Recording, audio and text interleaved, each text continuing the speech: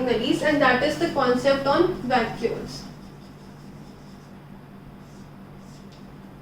Now when we talk about the vacuoles, they are actually the cell organelles which can store some liquid or a semi-liquid content. That means they are the storage for liquid content, and that liquid content is known as the cell sap.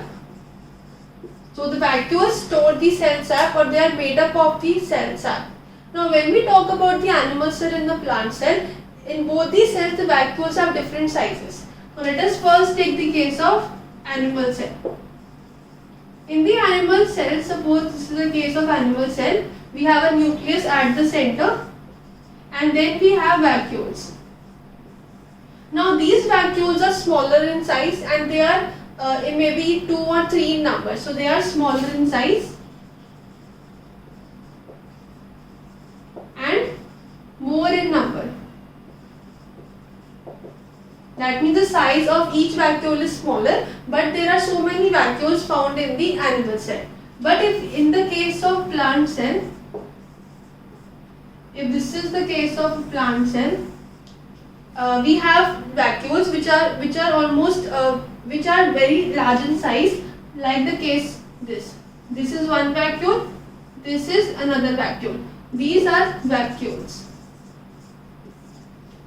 Now when we talk about these vacuoles, because they are very large in size, so they are large in size and they are less in number.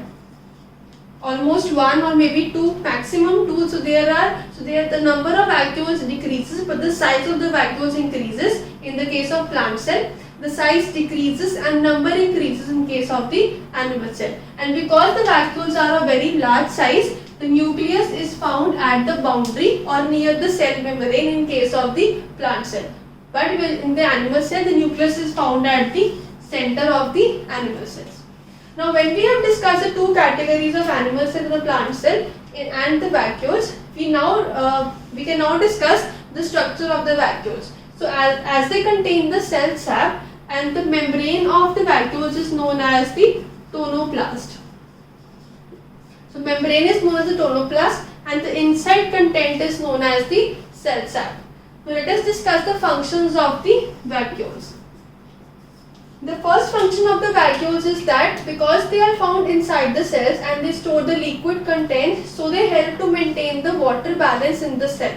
By the word water balance, we basically mean that it helps in the maintenance of the water. Basically, it helps in the prevention of dryness. They don't allow the cell to dry up, because when the cell will dry, it will automatically die. That means it prevents the dryness of the cells. Also, in the second point we can discuss, it also helps to maintain the internal pressure. Now this internal pressure is basically maintained by the cell sap, because cell sap makes the vacuole very rigid, and because it makes the vacuole rigid, it helps to maintain the pressure inside the cell.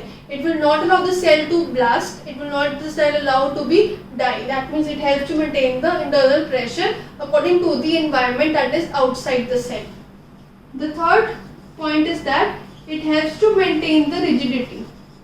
Because the cell contains the vacuoles, and vacuoles have a content known as the cell sap, and this provides a strength to the cell organelle. This provides the strength to the cells. So they are actually the component which give the strength to the cells.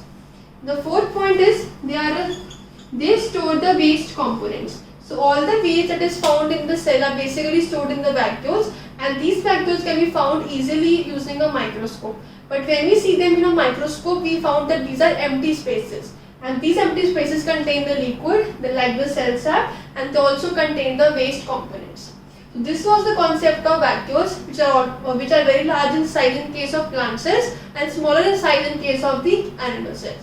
Because they are very large in size, nucleus is at the boundary in case of plant cells, and in the center we find the nucleus in case of the animal cells. This was the concept on the vacuoles. We have discussed the structure and we have discussed the functions of the vacuoles.